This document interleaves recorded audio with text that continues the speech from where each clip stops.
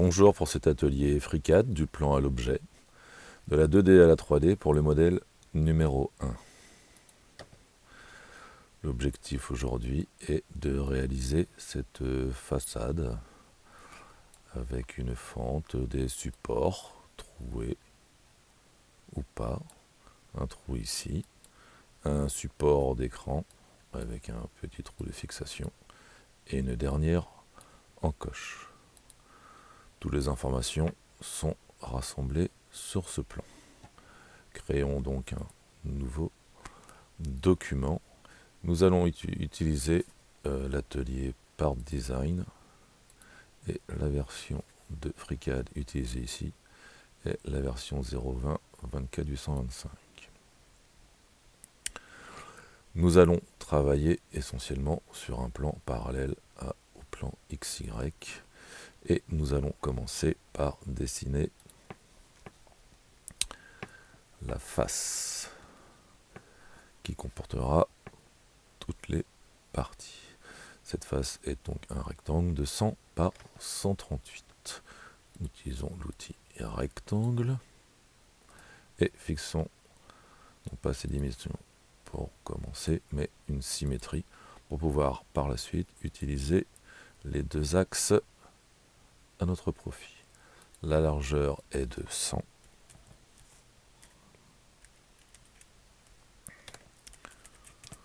Et la hauteur est de 138.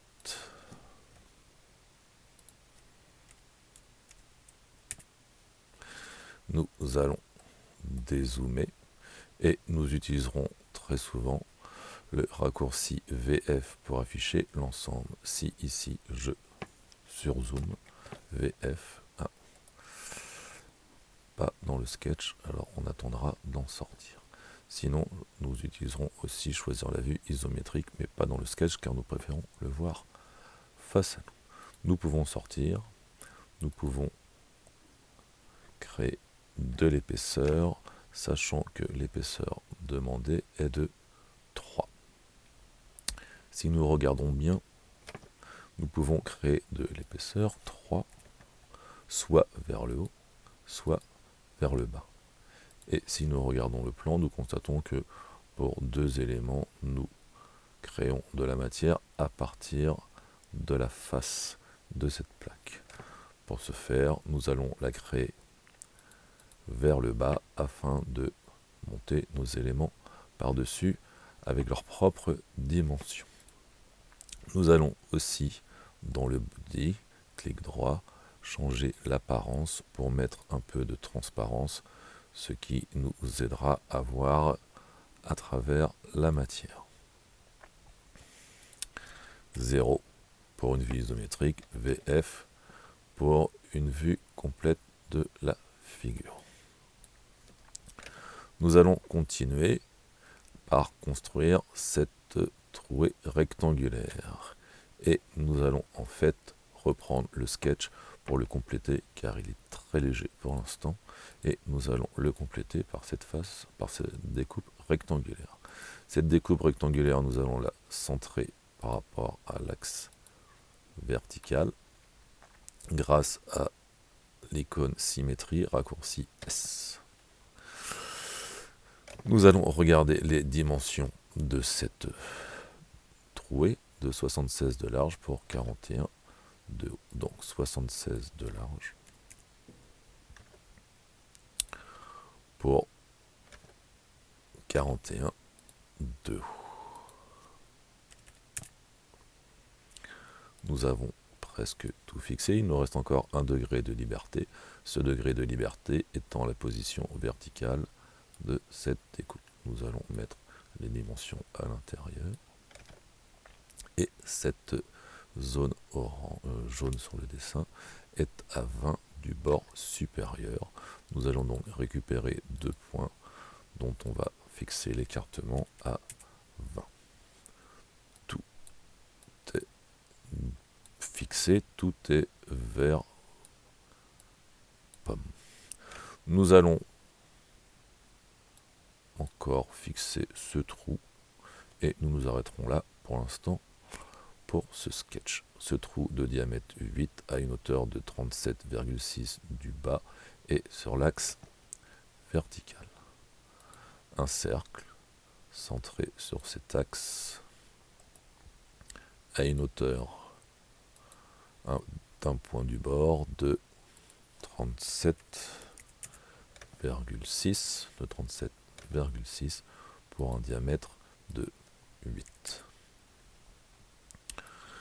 Nous allons nous contenter de toutes ces informations qui remplissent déjà bien notre sketch. Et le pad que nous avions créé s'est modifié en conséquence de nos dernières modifications. Nous allons maintenant continuer toujours sur ce même plan XY pour rajouter les 4 trous de fixation au niveau des 4 coins. Si nous regardons le plan, nous constatons que ces points sont alignés verticalement et alignés horizontalement, tous à 10 du bord le plus proche selon les deux directions, et le diamètre est de 4. Nous allons donc commencer par placer un premier point, par exemple celui-ci. Nous allons le fixer le centre et nous finirons par le rayon, car si nous fixons maintenant le rayon, ce rayon est vraiment tout petit et nous aurions du mal à faire la différence entre le cercle et son centre. Afin de placer facilement le centre par rapport au coin, nous allons utiliser une astuce grâce aux traits bleus, des traits de construction. Ce ne sont pas des traits qui participeront à la figure finale, mais qui servent à faciliter le placement des différents éléments. L'intérêt d'utiliser un rectangle, c'est que pour pas cher, nous avons des traits horizontaux et verticaux qui se font en même temps. Nous allons sélectionner ces deux côtés-là pour les rendre égaux. Et nous allons fixer la cote à 10. Nous la choisissons ici par exemple verticalement, mais nous aurions pu faire de même pour la dimension horizontale. Nous allons maintenant fixer le diamètre à 4. Nous voyons ici en effet que le cercle est tout petit par rapport au reste du dessin. Nous allons maintenant devoir faire la même chose pour 4 occurrences de ce cercle pour chacun des coins. Ce travail pourrait être pénible si on ne pouvait pas le répéter de façon automatique grâce à l'outil ici de sketch de répétition linéaire. Nous avons donc sélectionné ce cercle et nous allons le répéter. Nous allons le répéter pour faire une grille de 2 par 2, une répétition 2 fois en largeur et 2 fois verticalement.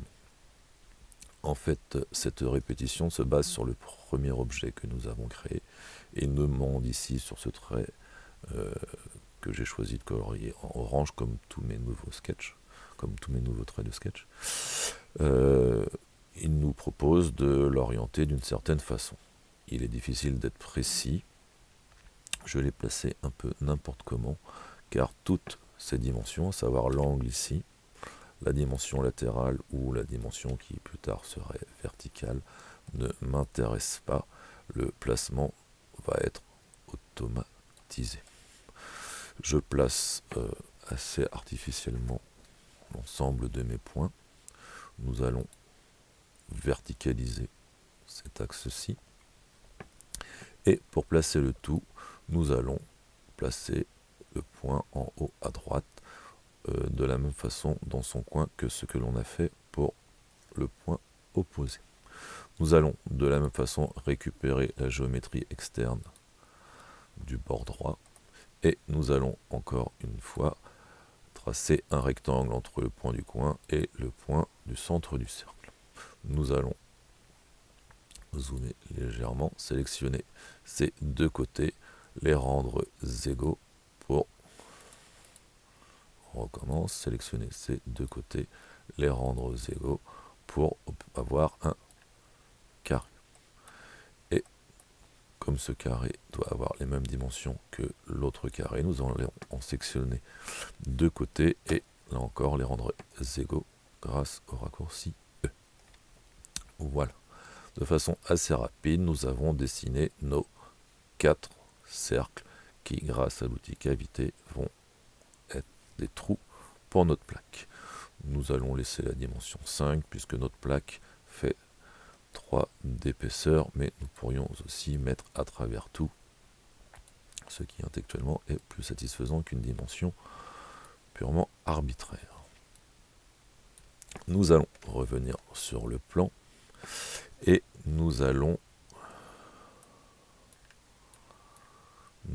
passer de l'autre côté de la plaque, quoique les trous que nous avons faits étant identiques des deux côtés, il n'y a pas pour l'instant de côté pour cette plaque, mais de ce côté-ci, par le dessus, nous allons faire les supports ici qui encadrent les trous de fixation. Nous avons donc ici des supports de trous de diamètre extérieur 8 et de diamètre intérieur que nous allons récupérer. Nous remettons sur le plan XY et nous allons récupérer des géométries du trou qui nous a servi une première fois et du second trou qui nous a servi aussi. Nous allons reprocéder de la même façon. Nous aurions presque pu recopier le sketch, mais nous n'y avons pas pensé. Nous allons devoir tracer 2 cercles, l'un pour l'intérieur pour conserver le trou et l'autre pour faire la matière autour. Nous allons ici sélectionner ces 2 cercles et grâce à la touche E les rendre de même rayon. Et le deuxième, nous allons lui signaler que le diamètre doit être de 8. Nous avons ici l'information du diamètre extérieur de 8. Ce trou et sa bordure, nous les sélectionnons et nous allons les répéter comme nous l'avons fait précédemment. Il nous propose des dimensions dont nous n'allons pas nous servir dans cette situation.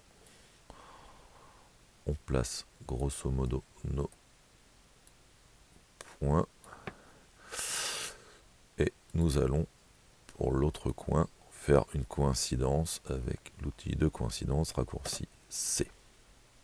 Cependant, ce n'est pas parce que ces 2 points opposés sont coïncidents que toute la figure est fixée. Il reste encore à fixer la verticalité ou l'horizontalité de nos relations entre les cercles. Tout est fixé, sauf que ces cercles-ci, les cercles qui délimitent le trou, ne sont pas fixés définitivement puisqu'ils restent de couleur blanche. Le problème, en fait, était que le premier cercle que nous avons fait ici ne s'appuie pas sur une dimension, mais s'appuie sur une géométrie externe et la recopie, le clone, n'est pas efficace pour conserver cette dimension. Donc nous les avons sélectionnés tous les 4 et nous allons signifier que toutes leurs dimensions doivent être les mêmes, c'est-à-dire que leur rayon, leur diamètre doit être identique.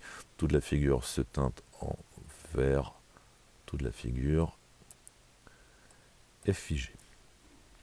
Nous fermons et nous pouvons extruder. La dimension de ce support est ici de 4 que l'on peut appliquer directement puisque nous nous plaçons sur la face qui nous intéresse de la plaque. Nous allons poursuivre maintenant par le système de 6 autres supports qui sont pour ces supports des trous borgnes. Nous allons donc créer un nouveau sketch, toujours sur le plan XY. Et nous allons commencer par construire un premier support circulaire dont le diamètre intérieur est ici de 4 et de diamètre extérieur de 8. En fait, tous les trous sont de 8. Si je prends l'intérieur, fixons son diamètre à 4 et fixons l'extérieur à 8. Nous voyons ici qu'il est difficile de voir les différentes informations et d'attraper le centre sans zoomer. Nous allons répéter la construction de ces deux cercles grâce à l'outil de répétition linéaire. Et cette fois-ci, nous allons demander 3 colonnes de 2 rangées pour obtenir nos 6 cercles. Nous allons placer plus ou moins. Nous allons orienter. Nous voyons ici avec l'affichage bleu que nous sommes à une distance de 55 pour un angle de 10 degrés. Est-ce que ce trait nous signale la position du 3e cercle ou du prochain cercle? En fait, il s'agira du second cercle. Nous allons supprimer la valeur de l'angle et nous allons la remplacer par une horizontalité. L'écart entre les cercles horizontal et vertical sur le plan, alors horizontalement c'est 25 et verticalement c'est 30.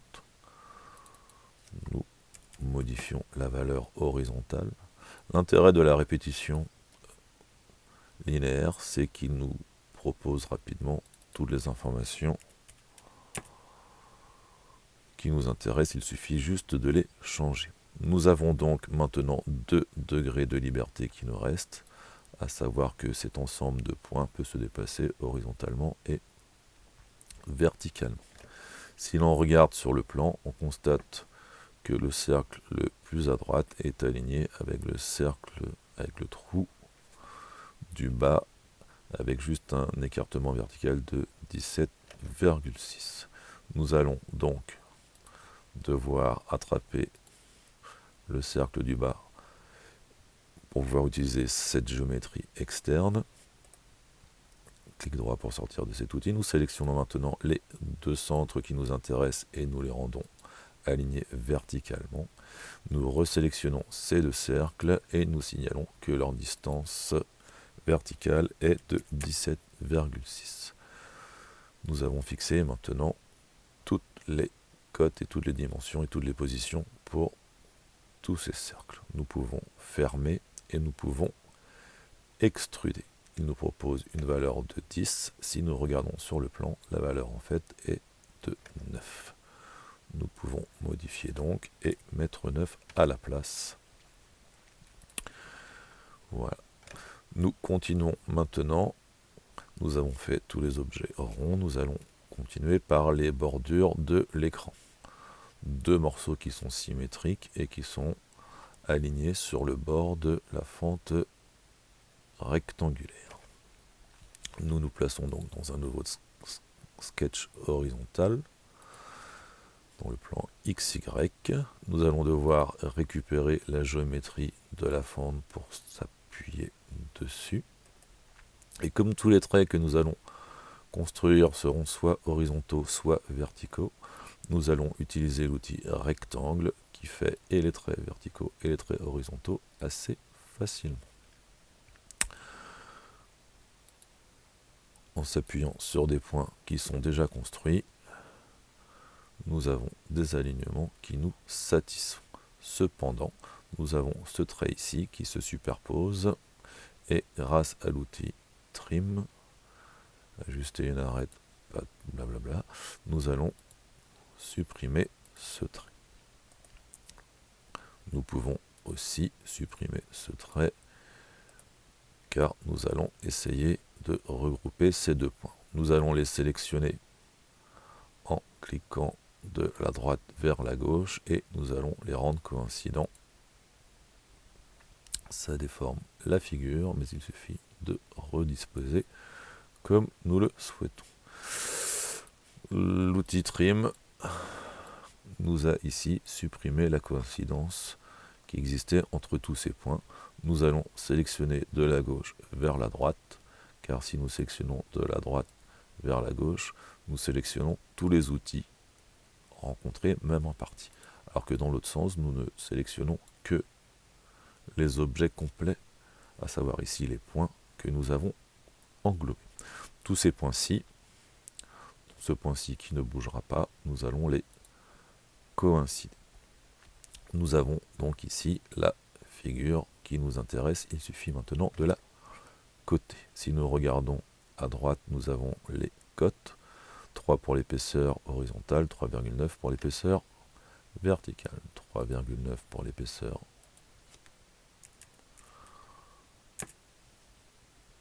verticale en bas et 3 pour l'épaisseur latérale. Il nous faut maintenant regarder quelles sont les valeurs de dépassement par rapport à la fente rectangulaire. Donc ici nous dépassons de 2,7 et dans l'autre direction nous dépassons de 5,3. Entre ce point et ce point, nous avons donc une distance de 2,7 et entre ce point et ce point, nous avons une distance de 5,3. Redisposons les mesures pour mieux les voir. Et nous avons fini la partie de droite. Nous devrons refaire la même chose pour la partie de gauche, soit dans le sketch directement en utilisant un outil de symétrie. Dans ce cas-là, il faudra sélectionner tous les traits que l'on veut recopier et finir par l'axe de symétrie. Cependant, il faudra repositionner le nouveau dessin car il est libre de sa position et de ses dimensions. Ce n'est pas comme outil répétition linéaire. Nous allons donc fermer le sketch pour faire une symétrie d'une autre façon. Si nous reprenons le plan, nous voyons que l'épaisseur du support est de 13, mais de 13 par rapport au derrière de la plaque et pas au devant. Donc nous allons extruder et la dimension sera de 13 moins 3 pour l'épaisseur de la plaque, ce qui fait 10 d'épaisseur. Nous allons maintenant sélectionner le pad qui vient d'être réalisé et utiliser l'outil de symétrie pour refaire ce qui a été fait par symétrie. Il nous propose un axe d'esquisse verticale qui nous convient tout à fait. Nous aurions pu aussi choisir l'axe YZ qui faisait exactement la même chose. Nous validons. Nous devons maintenant faire un petit perçage le long du support de l'écran. Ce petit trou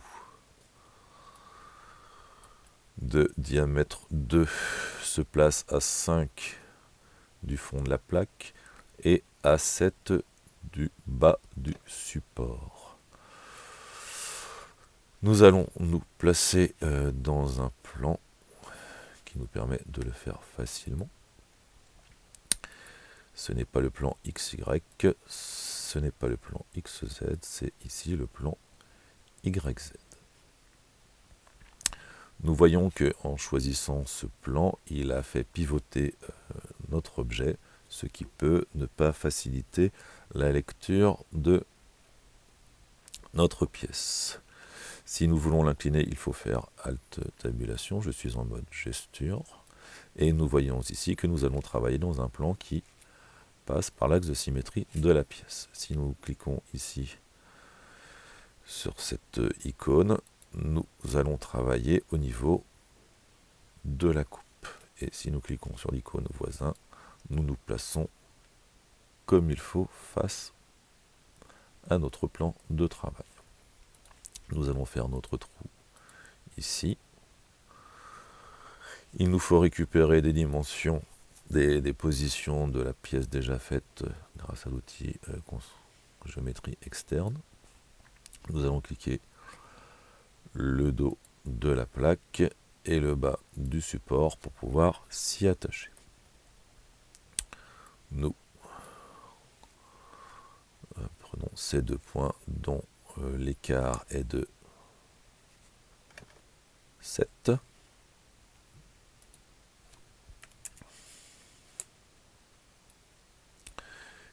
nous prenons ces deux points dont l'écart doit être de 5. Et maintenant, nous pouvons fixer le diamètre de 2. Nous pouvons fermer et nous constatons que le cercle que nous avons tracé est dans un vide, mais en trouant de façon infinie, nous allons récupérer les bords de l'écran et les trouer. Nous prenons l'outil cavité, nous lui indiquons une dimension infinie et il troue dans une direction. Nous le voulons aussi dans l'autre direction et nous demandons la symétrie. Nous avons maintenant des trous de chaque côté. Il nous reste maintenant à faire une encoche au dos de la plaque. Cette encoche, ici, n'a pas obligatoirement des dimensions à respecter, mais on nous propose ici de faire une coupe qui, au maximum, mordra de 2 mm la matière selon un angle de 15 degrés. Et pour avoir une découpe circulaire, en fait, nous ferons comme si un cylindre incliné à 15 degrés mordait de 2 cm la matière, un cylindre de rayon 30 mm. Nous allons donc nous placer comme sur le plan ici, de la même façon que pour le trou que nous venons d'effectuer, dans le plan YZ. Replaçons-nous au niveau de la coupe.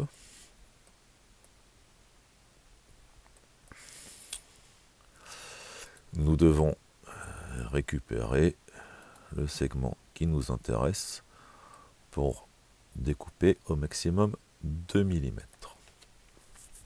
La découpe va se faire par un cylindre et pour faire ce cylindre, nous allons faire un rectangle tournant autour d'un de ses côtés. Un cylindre de révolution se crée quand un rectangle tourne autour d'une de ses côtés.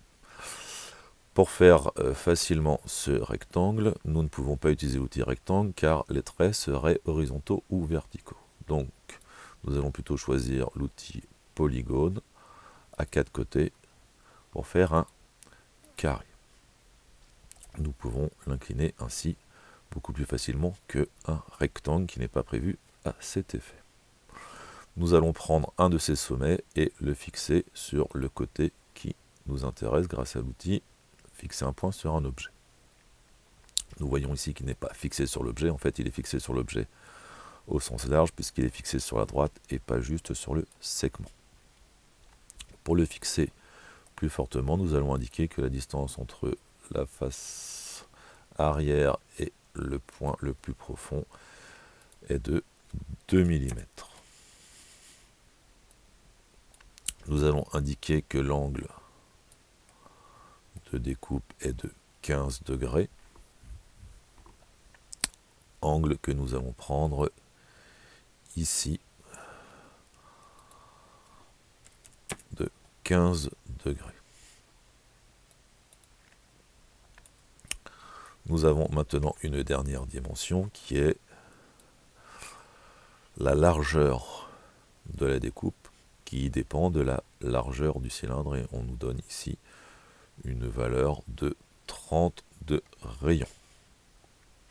Ce rayon va être notre dimension du carré. Cette dimension-ci, mais ça ne sera ni sa dimension horizontale ni sa dimension verticale, mais sa dimension le long. On recommence parce qu'ici le segment, l'angle avait été sélectionné. On sélectionne juste le côté et sa dimension sera de 30. En fait, dans ce carré, nous n'utiliserons qu'une petite portion qui servira à découper, le reste découpant dans le vide. Maintenant, nous n'avons plus qu'à faire tourner ce carré. Mais nous n'allons pas le faire tourner selon un axe qui existe pour l'instant. Nous devons créer cet axe, et pour créer cet axe, nous allons utiliser un trait de construction bleu et utiliser un des côtés du carré que nous redessinons en bleu. Ce qui est en vert va être découpé et tournera selon le côté que nous avons doublé en bleu. Nous utilisons donc l'outil de découpe circulaire. Il découpe en utilisant l'axe vertical, ce n'est pas l'axe qui nous intéresse, pas plus que l'axe horizontal, mais plutôt l'axe que nous avons décidé d'utiliser, qui s'appelle ici ligne de construction 1. Nous validons. Si nous avions choisi une dimension plus grande pour le rayon, par exemple de 50, nous aurions une encoche plus large. Voilà pour la réalisation de cette face.